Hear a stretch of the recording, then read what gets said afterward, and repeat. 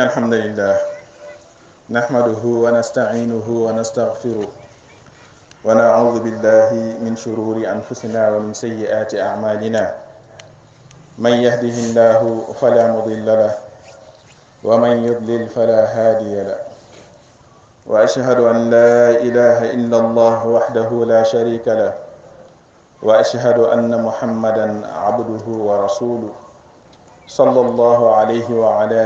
آله وأصحابه ومن تبعهم بإحسان إلى يوم الدين. يا أيها الذين آمنوا اتقوا الله حق تقاته ولا تموتن إلا وأنتم مسلمون. يا أيها الناس اتقوا ربكم الذي خلقكم من نفس واحدة وخلق منها زوجها وبث منهما رجالا كثيرا ونساء واتقوا الله الذي تساءلون به والأرحام إن الله كان عليكم رقيبا. يا أيها الذين آمنوا اتقوا الله وقولوا قولا سديدا يصلح لكم أعمالكم ويغفر لكم ذنوبكم ومن يطع الله ورسوله فقد فاز فوزا عظيما. أما بعد فإن أصدق الحديث كتاب الله وخير الهدي هدي محمد صلى الله عليه وسلم وشر الأمور محدثاتها فإن كل محدثة بدعة وكل بدعة ضلالة وكل ضلالة في النار. اللهم أجرنا من النار. Les louanges reviennent de droit à Allah subhanahu wa ta'ala, maître des univers. Nous le louons, nous demandons son aide et revenons vers lui. Nous cherchons refuge auprès de lui contre le mal de nos âmes et les conséquences néfastes de nos actes. Nul ne peut égarer celui qu'Allah a guidé, et nul ne peut guider celui qui l'a égaré. Nous témoignons qu'il n'y a de divinité digne d'être adorée si ce n'est Allah subhanahu wa ta'ala, et que Muhammad sallallahu alayhi wa sallam est son serviteur et messager. Que la paix et la bénédiction d'Allah soient sur lui, sur sa famille, sur ses compagnons, et sur tous ceux qui le suivent jusqu'au jour où les regards seront figés. Qu'Allah nous fasse partie d'eux. Frères et sœurs en islam, je vous recommande ainsi qu'à moi-même de craindre Allah subhanahu wa ta'ala. Chers fidèles, notre Seigneur le tout miséricordieux nous aime et nous veut du bien. C'est pourquoi il nous met toujours en garde contre le péché, car ce dernier conduit l'homme à sa perdition. C'est dans cette optique que le prophète sallallahu alayhi wa sallam nous ordonne d'éviter les péchés. Il dit: évitez les 7 péchés destructeurs. Associer Allah à quelqu'un, la pratique de la magie, l'homicide interdit par Allah subhanahu wa ta'ala en dehors de ce qui est juste, se nourrir du riba, usure, l'aliénation des biens d'un orphelin, prendre la fuite en pleine bataille, l'accusation d'adultère lancée contre une femme chaste, innocente et croyante. Le premier, c'est le shirk, chers frères et sœurs en islam. Il constitue le plus grave. Il est le péché ruineux dont on désespère de s'en sortir. Celui qui s'y livre jusqu'à la mort séjournera éternellement en enfer. Le Très-Haut dit: quiconque associe à Allah subhanahu wa ta'ala d'autres divinités, Allah lui interdit le paradis et son refuge sera le feu. Et pour les injustes, pas de secoureur. Le Très-Haut dit encore: en effet, il t'a été révélé, ainsi qu'à ceux qui t'ont précédé. Si tu donnes des associés à Allah, ton œuvre sera certes vaine, et tu seras très certainement du nombre des perdants. Sourate 39, verset 65. Le deuxième, chers frères et sœurs en islam, c'est la magie. Elle relève du shirk, car il consiste à vouer un culte aux djinns et à solliciter leur assistance nuisible pour égarer les humains. Le magicien est celui qui se livre à des manipulations nuisibles à l'homme grâce à l'entremise des djinns et au culte qu'il leur voue à la place d'Allah subhanahu wa ta'ala. Tantôt il se livre à des propos et actes en soufflant sur des nœuds. Tantôt il plonge les gens dans des hallucinations au point de leur montrer des choses déformées. C'est dans ce sens que le prophète sallallahu alayhi wa sallam nous met en garde de fréquenter des magiciens. Il dit, celui qui consulte un magicien pour son avenir verra ses prières rejetées pendant 40 jours. Le troisième péché, chers frères et sœurs en islam, c'est l'homicide. Il est interdit par Allah subhanahu wa ta'ala. Il constitue un énorme crime. À ce propos, Allah dit, quiconque tue intentionnellement un croyant, sa rétribution sera alors l'enfer, pour y demeurer éternellement. Allah l'a frappé de sa colère, l'a maudit et l'a préparé un grand châtiment. Ainsi, l'homicide est un des crimes les plus graves. Cependant, il reste moins grave que le shirk, même s'il relève des actes de désobéissance qualifiés de péché majeur, comme la fornication, le vol et consorts. Son auteur ne devient pas un mécréant, à moins qu'il ne juge son acte licite. Le quatrième est celui qui se nourrit de l'usure. Il mène des activités usurières interdites par Allah subhanahu wa ta'ala. Allah le Très-Haut a rendu licite le commerce et illicite l'intérêt. Sourate 2, verset 275. Il dit encore, ô les croyants, créez Allah subhanahu wa ta'ala et renoncez aux reliquats de l'intérêt usuraire. Si vous êtes croyants, et si vous ne le faites pas, alors recevez l'annonce d'une guerre de la part d'Allah subhanahu wa ta'ala et de son messager. Sourate 2, versets 278 et 279. Se nourrir d'usure constitue un des péchés majeurs dont il faut bien se méfier. Le cinquième est la spoliation des biens d'un orphelin. Un enfant qui a perdu son père à bas âge, on doit lui réserver un bon traitement, sauvegarder et fructifier ses biens de la meilleure manière. Celui qui détourne les biens d'un orphelin et s'en empare injustement s'expose à une grave menace, car il agresse un faible et confisque ses biens, ce qui l'expose à cette grave menace. Il n'est pas pour autant un mécréant, mais il baigne dans la désobéissance envers Allah, si toutefois il ne juge pas son comportement licite. Le sixième consiste à prendre la fuite en pleine bataille, quand les musulmans rencontrent les mécréants.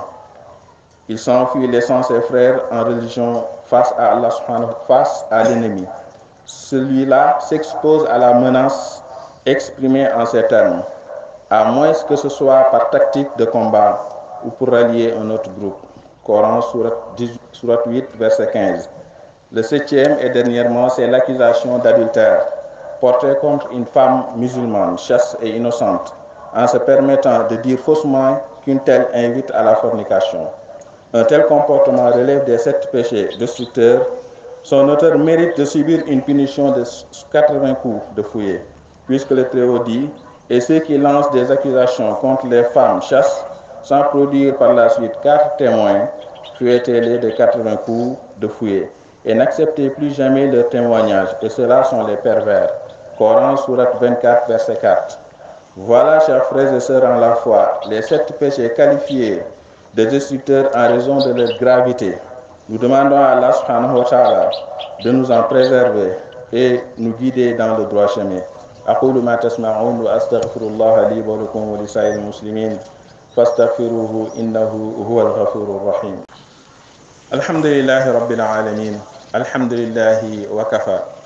وصل اللهم وسلم وبارك على نبي المصطفى وعلى آله وصحبه الرضا. mbokk yi ñoo ngi sant borom bi subhanahu wa taala di julli ci sangi Muhammad ibn Abdillah di ko ñaanal yàlla na ko yàlla dooli xéewal ak mucc. ñoo ngi koy ñaanal moom ak waa këram ak ay saxaabam ak képp ki nga xamante ni gëm na ko fi bi si penc yàlla nañ ci yàlla boole. di ñaan borom bi subhanahu wa taala mu saxal nu ci yoon bu jub bi. ñoo ngi koy ñaan mu xiir nu ci li nga xamante moom moo di jàngale yonent bi sallallahu alayhi wa sallam, ndax ñu mën a nangu li nga xamante ni moom moo di suñu kërti bi ci yoonu yàlla. ndaxte ñu ngi leen di fàttali mbokk yi képp ki nga xamante ni mi ngi góorgóorlu ci yoonu yàlla, te li muy def yëpp comme jaamu yàlla nattalewu ko ak jàngale yonent bi sallallahu alayhi wa sallam, wala li muy def yëpp ci jaamu yàlla tegu ko ci ni ko yonent bi sallallahu alayhi wa sallam jàngalee, ndax kooku dina xam ni moom dafay sonn rek waaye li muy def du ci am dara. ndaxte yéen borom bi subhanahu wa taala moom moo ni yonent bi sallallahu alayhi wa sallam moom mooy sunu royukaay. donc lépp lu ñuy def comme jaamu yàlla dañuy xool comme ni ñu ko doon defee ñu defee ko noonu ñuy ñaan yàlla yàlla nañ ci yàlla dimbali. mbokk yi ginnaaw loolu ñu ngi leen di dénk suñu bopp li nga xamante moom moo di ragal yàlla ndaxte innama yataqabbalu llahu min almuttaqin yàlla du nangul lu dul ñi nga xamante ni dañ koo ragal yàlla nañ ci yàlla boole. te ragal yàlla mbokk yi nekkul lu dul topp li nga xamante moom moo di digle borom bi subhanahu wa taala nga nekk ci waaye tamit xool li nga xamante ni moom moo di ay tereem nga jëm mooy tandik ko donc yàlla nañ ko yàlla defal. di leen fàttali ni que ni borom bi subhanahu wa taala mbokk yi ku ñu bëgg la bëgg boobu ñu mënu bëgg moom mooy wane ni li koy firndeel moom moo di dafa yónni dafa ñu sant ñu jaamu ko yamul ci loolu mu yónni ab ndaw bu ko defee mu wonnu naka lañ ko war jaamu waaye ànd ak loolu noonu yëpp mu boole ci benn yërmande bi nga xamante ni kenn xamul nu mu toll waaw borom bi dafa nekk koo xamante ni dafa yërëm ay jaamam ba tax na bëggalul leen loo xamante ni lu ñaaw la bu doon sagoom jaamam yëpp dañuy dem fi nga xamante moom moo di aljanna yàlla nañ ko yàlla defal waaye dafa nekk ki nga xamante ni toujours dafay xiirtal jaamam yi ci ñu koy jaamu ba tax na jaamu yàlla bi mu def ko loo xamante ni lu yomb la mu ni lépp loo xamante ni lu jafe la si diine sore leen ko lépp loo xamante ni lu yomb la ngeen xam ne loolu moom mooy li nga xamante moom moo di diine donc yuridu llahu bikumul yusra wala yuridu bikumul usra borom bi daf ñu bëggal lu yomb bëggal lu jafe ba tax na lépp loo xamante ni jaamu yàlla dafay xool nu mu gënee yomb te mu nekk loo xamante ni ñun jaam yi daan ko mën a def mu ni noonu lañ koy defee mais du xool nu mu gënee jafe mu ni noonu la donc loolu yëpp day wane ni borom bi ku bëri yërmande la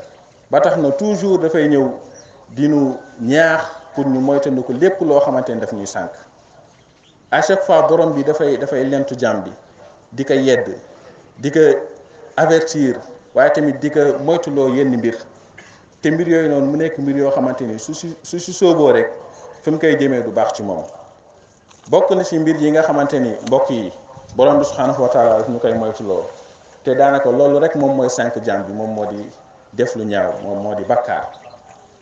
bakkaar bu ñu ko doon tekki moom mooy azanbu ma xaaka fi nafsik mooy lépp loo xamante ni dafay déranger bakkan tey lépp loo xamante ni yaa ngi koy def te yow bëggoo kenn fekk la ci loolu na nga xam ne loolu du ñaaw la loolu mooy li nga xamante moom moo di bakkaar moom nag dafa ñëw di nu moytandiku loolu li nga xamante moom moo di bakkaar waaye dafa fekk ni doomu aadama dañ ko mooñaaleeg li nga xamante moom moo di bakkaar bu ñu delloo ci xadiisu yonent bi sallallahu alayhi wa sallam yonent bi mi ngi fay wax mu ni kulli ibni aadama xataa doomu aadama yëpp ay bàkkaarkat lañu ñun ñëpp ay bàkkaarkat lañu waaw ku makkee ku ndaw ki ñoo si yam ay bàkkaarkat lañu waaye mu ni ki gën ci bàkkaarkat yi mooy ki nga xamante ni heure bu defee bàkkaar mu delluwaat ci boromam tuub jéggalu borom bi jéggal ko donc gis ngeen loolu yëpp ci yërmandeem la su fekkoon def ni ñun ñëpp ay bàkkaarkat lañu ba pare heure bu ñu defee bàkkaar mu punir ñu donc dafay nekk loo xamante ni lu xaw a sévère la lu xaw a métti la mais mu ni heure boo defee bàkkaar rek gaawantul góorgóorlu def loo tuub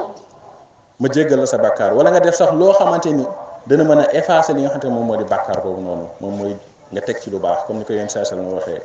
mu ni mooy tundikul sa borom foo mënti nekk ragalal sa borom foo mënti nekk te boo defee lu ñaaw ab bàkkaar da nga gaawantu def lu baax loo xamante ni moom mooy effacer bàkkaar boobu noonu donc gis ngeen toujours daf ñuy wutal ay alternatives yoo xamante ni pour ñu mucc mun la boo defee benn bu baax ma fay la ko fukk boo defee benn nag boo xamante ni bu bon la ma fay la ko benn allahu akbar donc kooku noonu bëggul ñuy ëllëg ñuy dem safara mbokk yi bëggul ñu dem safara donc toujours mi ngi ñuy wutal issue boo xamante ni daan fa mën a muccee pour mën a bokk ci ñi nga xamante ni daf leen di gërëm ëllëg waaye tamit ba tey ci loolu mu ni da ngeen góorgóorlu ba moytandiku bàkkaar yi nga xamante ni ay bàkkaar yu sew la ay bàkkaar yu ndaw mën nga xool loo waru woon xool nga wax loo xamante ni waroo ko woon wax wala nga def loo xamante ni waroo ko woon def ci lu ndaw nee na loolu boo ko defee te ngay fexe di moytandiku yaa ngi moytandiku li nga xamante moom moo di bàkkaar yu ndaw yi yaa ngi nekk di ko def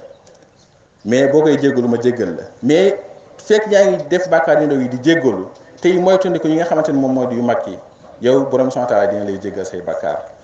nee na ñuy moytandiku bàkkaar yu mag yi yu ndaw yi même su fekkee ñoo ngi koy def di ko jéggalu borom subhanahu wa ta'ala daf ñu koy jéggal donc dafa am yi nga xamante ni moom moo gën a tuuti am yoo xamante ni yu mag la dafa am bàkkaar yu ndaw ak bàkkaar yu mag waaye bàkkaar ak nu mu mënti del nu mu mënti mel bàkkaar la di waa ji doon wax matt ñaar jaam bu ndaw ak matt jaam bu mag ñaar yëppay saf ala kulli xaal dina saf donc bàkkaar bu mag beeg bu ndaw bi ñoo ci yem waaye borom bi dafa gën a fiir ci li nga xamante moom moo di yu mag yi ba tax na yonent bi sallallahu alayhi wa sallam moom tamit ñëw di nu moytandikuloo juróom-ñaari bàkkaar yi nga xamante ni ñenn yii dafay alage muy juróom-ñaar yoo xamante ni képp koo xamante ni yaa ngi ci ba faatu ci borom bi subhanahu wa taala boo dina la mere boo taseeg moom mu di as-sab'u al-mubiqaat bi si jiitu mbokk yi moom moo di ashirk mbokk yi moom moo di bokkaale ki yàlla mu nekk loo xamante ni jamono ji dafa wesaare ko aussi ci àddina bi ba sax jullit ñi nga xamante ni sax ñoo nekk ni dañuy jaamu seen borom ñoom moo léeg-léeg si la ñuy gën a séentu si ñoom ñi nga xamante moom moo di bokkaale ki yàlla ndaxte bokkaale ki yàlla en général ki nekk ci biir diine gi moom moo koy def ndaxte ki gëmul yàlla moom gëmul yàlla mën na ñàkk bañ a gëm yàlla ba pare di bokkaale ki yàlla mais kan la garaaw ci ki nga xamante ni gëm na yàlla mbokk yi nañu xam ni bokkaale ak yàlla mooy bàkkaar bi gën a grave ci bàkkaar yi d'ailleurs moom mooy bàkkaar bi nga xamante ni borom bi du ko jéggale ci ki nga xamante ni daf ko faatuwaale inna allaha yaghfiru dhunuba jamia mën nga def benn bàkkaar bu dul bokkaale ak yàlla nga faatu borom bi mën na la jéggal ak bàkkaar bi nu mu grave boo jéggaloo sa borom mu jéggal la boo faatuwaale ak moom sax amaana nu muy demee borom bi subhanahu wa ta'ala mën na la bañ mbugal ndaxte mën nañu peese jëf yi yu baax yi ëpp yu bon yi waaye képp koo xamante ni faatuwaale na ak bokkaale ak yàlla mbokk yi kooku na xam ni bu taseeg borom du baax ci moom ndaxte bokkaale ak yàlla dafa nekk bàkkaar boo xamante ni lépp lu mu fa fekk da koy màbb soo fa fekkoon ak añ màkk da koy màbb soo fa fekkoon lu mu mënti mel ci jëf bu baax boo ma soon a def da koy màbb waaw bokkaale ak yàlla dafay màbb jëf waaw suñu leen doon misaal ak bokkaale ak yàlla moom moo di nga jël vinaigre nga jël lem nga def ci vinaigre ni mu koy yàqee noonu la bokkaale ak yàlla di yàqee li nga xam te moom moo di ay jëf yu baax donc iza daxala shirk fi l ibadati afsadaha wa ahbata al amal wa sara saaxibuhu min al xaalidina fi nnaar yàlla nañ ci yàlla musal mu ni bokkaale ak yàlla bu duggee ci jaamu yàlla gi daf koy yàq ba pare mabbu jëf yi te nee na borom jëf jooju du mujjee fudal fi nga xamante moom moo di safara bokk na ci li nga xamante moom moo tax bokkaale ak yàlla grave borom bi dem na bay lent yonente bi sallallahu alayhi wa sallam ak yonente yi na leen bis boo leen ma bokkaalee ma màbb seeni jëf mu ni yonente bi sallallahu alayhi wa sallam bis boo ma bokkaalee ma màbb say jëf donc gis ngeen donc loolu rek dafay wane ni bokkaale ak yàlla mbokk yi nekk na loo xamante ni lu grave la yàlla nañ ci yàlla musal te bu ñu xool chaque fois ñu ngi nekk di ko def que ça soit mu nekk bokkaale ak yàlla bu ndaw bi wala bokkaale ak yàlla boo xamante ni bu mag la am na bokkaale ak yàlla yoo xamante ni du la génnee ci diine bi mais am na yoo xamante ni nga def ko moom mooy yow il faut que nga tuubaat nekkaat jullit bokkaale ak yàlla mbokk yi moom moo di borom bi nga koy dendal ak kenn wala nga koy wecceeg keneen wala li nga xamante ni borom bi subhanahu wa taala moom rek moom moo ko yeeyoo nga jël ko di ko jox keneen borom bi moom moo ñu sàkk bi muy sàkk amul kenn koo xamante ni moom moo ko doon dimbali si sàkk boobu noonu donc buñ koy jaam waruñu ko boole kenn si jaamam yi donc lépp li nga xamante ni borom subhanahu wa taala moom moo ko moom nañ ko jagleel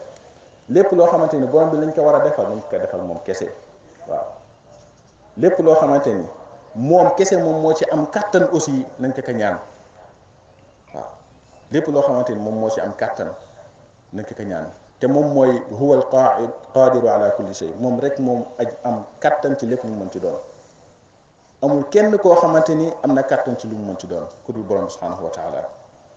muy ñaan bi ngay ñaan nga ñaan ko yàlla muy dimbal bi ngay sàkku nga sàkku ko moom borom subhanahu wa taala lépp loo mën ci def nañ ko tàllal sa loxo kon cela veut dire que ki nga xamante ni bàyyi na borom subhanahu wa taala di dem ñaan keneen kooku mi ngi bokkal ak yàlla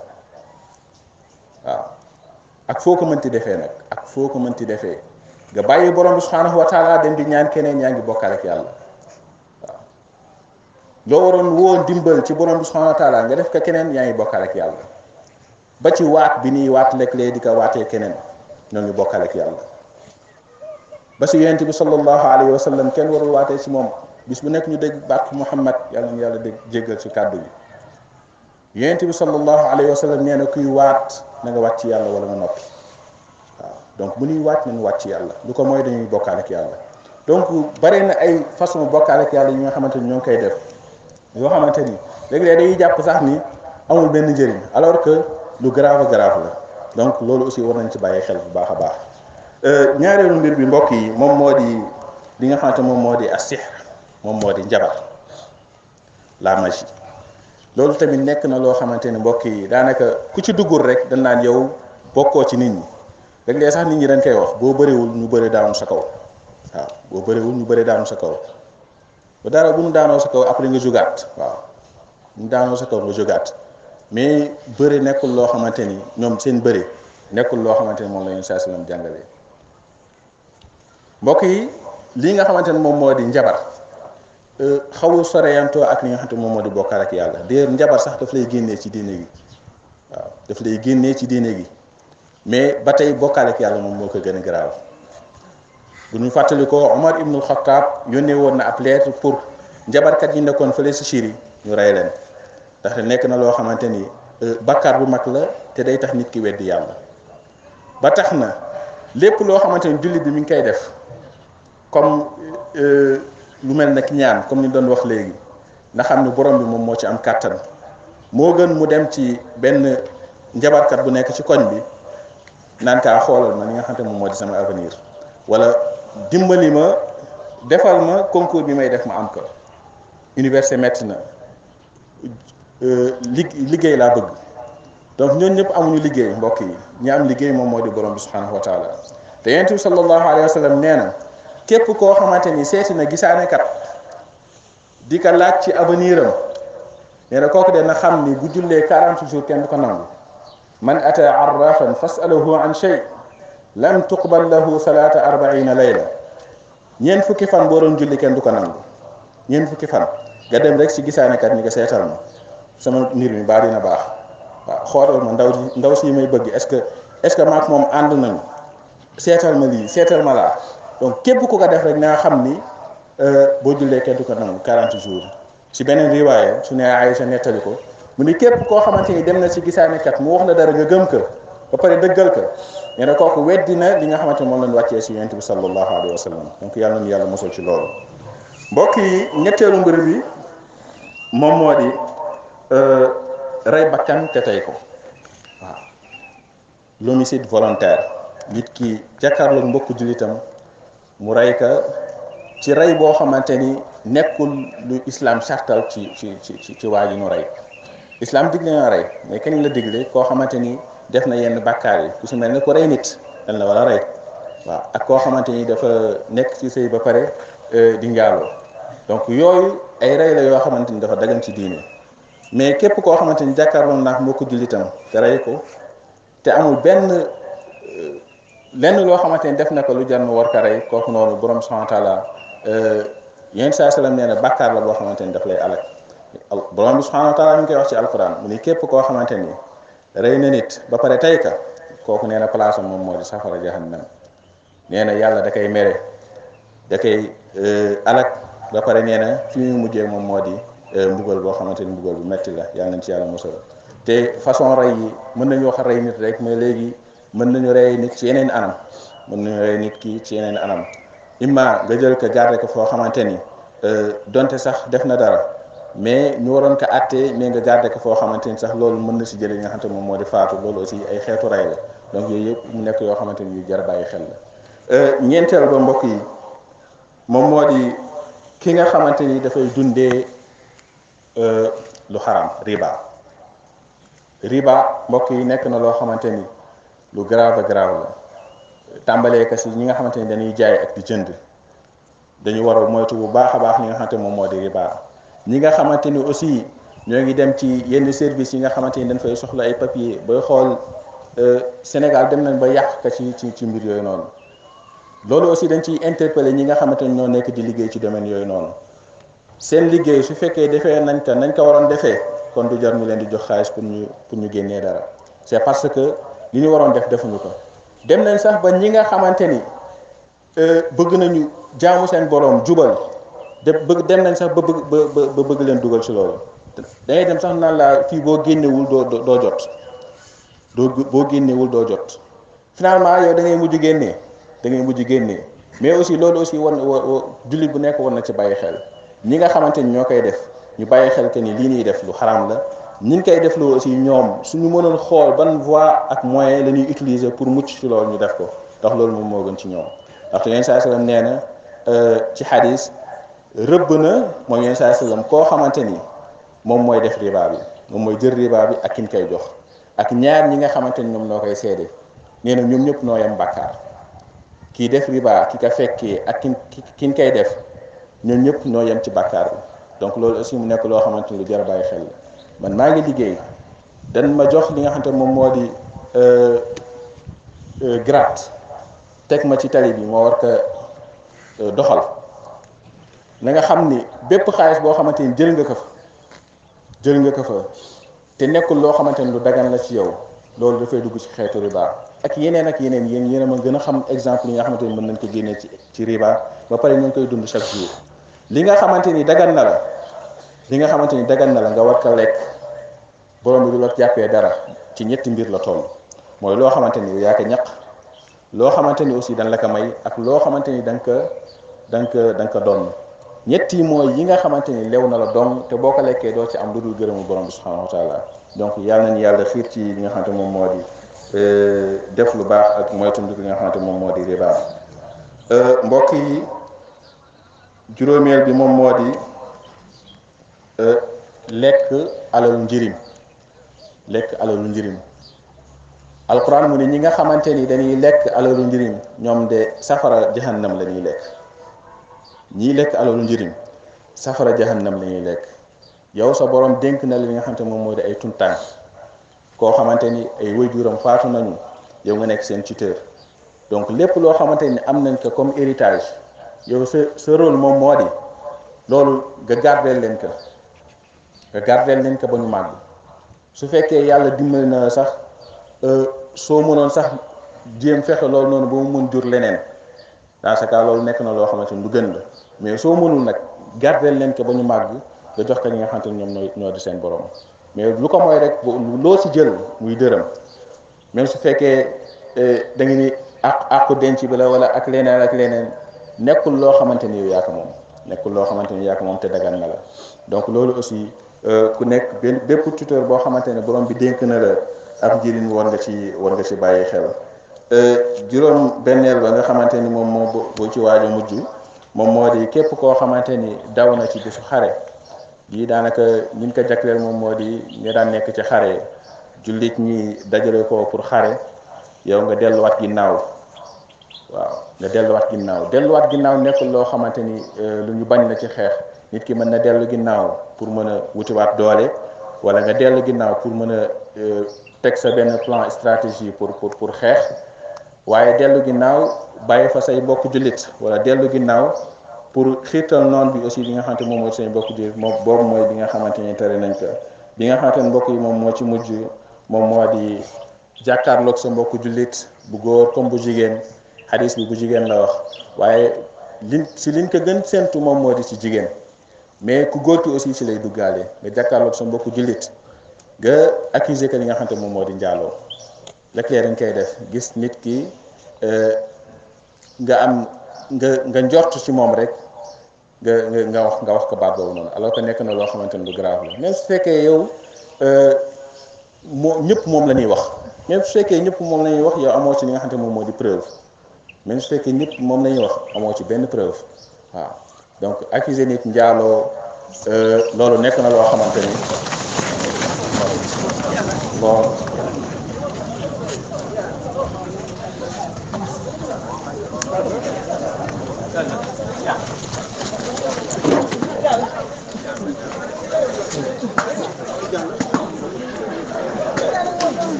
donc accuser nit li nga xamante ni moom moo di njaaloo nekk na loo xamante ni yéeme la lu doy waar la aussi jullit bu nekk aussi war na ci bàyyi xel waaw ki nga xamante ni moom accusé na mbokku jullitam ñi nga xam ne moom moo di njaaloo kooku bu ci amul li nga xamante ni moom moo di ay preuve islam yi mu daganal si moom moo di ñu dóor ko li nga xamante moom moo di juróom benn fukki yat moom moo di 80 coups même su fekkee yow teg nga ci sa bët même su fekkee teg nga ci sa bët li nga war a def moom moo di nga maandu si borom bi bu ñu xoolee lu tax xam-xam bi nga xamante ne moom moo si nekk moo di borom bi moom dafa bëgg ñu bàyyeekaat ay jaamam ñu bañ a juger li nga xamante moom moo di jaam yi mais nañ ko bàyyee ki nga xamante moom moo di ay jaamam moom dina leen juger waaw te loolu nekk na bu ñu xoolee li nga xamante moom moo di li borom sant la wax nekk na loo xamante ni yéeme la yow def ni la nga indi ñeenti seede te ñeenti seede yi kenn su bokk ak moroomam fu mu jógee kooku lan ngay def ba condition boobu noonu réunir donc loolu nekk na loo xamante ni lu yéeme yéen ñoom ñaan yàlla nañu yàlla jubal yàlla nañu yàlla dolli sutura ba lépp loo xamante ni ak mooy yàlla la wala loo xamante ni dafay sànq doomu aadama ñu mën ci mucc donc lii ay dénkaane la yoo xamante ni jullit bu nekk war na ci bàyyi xel jullit bu nekk war nay bàyyi xel li nga xamante moom moo di ay dénkaane borom su fekkee bëgg na mucc àddina ak àllaaxira di fàttali mbokk yi que ni l'islam ñaari feet la am muy tabaski ak korité ñaari feet muy tabaski ak korité donc képp koo xamante ni yaa ngi def beneen feet bu dul korité ak tabaski na xam ni kooku mi ngi sos lu bees ci diine yàlla bi te borom subhanahu wa ta'ala bëggul ñuy sos ci diine loo xamante ni lu bees la te lépp loo xamante ni sos nga ko moom da koy bàyyee ak yow lépp loo xamante ni sos nga ci diine da koy bàyyee ak yow donc 24 décembre 25 décembre ak li nga xamante moom moo di 31 nekkul li nga xamante moom moo di feetu jullit donc jullit bu ko feete yaa ngi jàppale ñi naan borom subhanahu wa ta'ala dafa am doom donc képp ku koy feete rek yow d'accord nga ci borom subhanahu wa ta'ala am na doom yàlla nañu yàlla jéggal ci kàddu yi donc loolu nekk na loo xamante ni feet la boo xamante ni kenn xamul fu mu jógee feetu païen la boo xamante ni jullit ñi sax léeg-léeg dañ ciy ànd feetu 31 décembre day jot nga jëndal say waa kër ay cadeau kooku mooy yaa ngi koy def di leen toggal ay ñam yu neex même su fekkee amoo ko woon sax nga koy wut daawoo ko woon def tey nga jéem fexe ba def loolu donc loolu nekk na loo xamante ni ab sos la ci diine te képp ku ci def rek képp ku ci nekk yaa ngi nekk di tooñ sa borom donc yàlla nañu yàlla may dégg ko ربنا آتنا في الدنيا حسنة وفي الآخرة حسنة وقنا عذاب النار ربنا لا تزغ قلوبنا بعد إذ هديتنا وهب لنا من لدنك رحمة إنك أنت الوهاب ربنا إننا ظلمنا أنفسنا وإن لم تغفر لنا وترحمنا لنكونن من الخاسرين اللهم اغفر لنا قبل الموت وارحمنا عند الموت ولا تعذبنا بعد الموت برحمتك يا أرحم الراحمين يا رب العالمين وقوموا إلى صلاتكم يرحمكم الله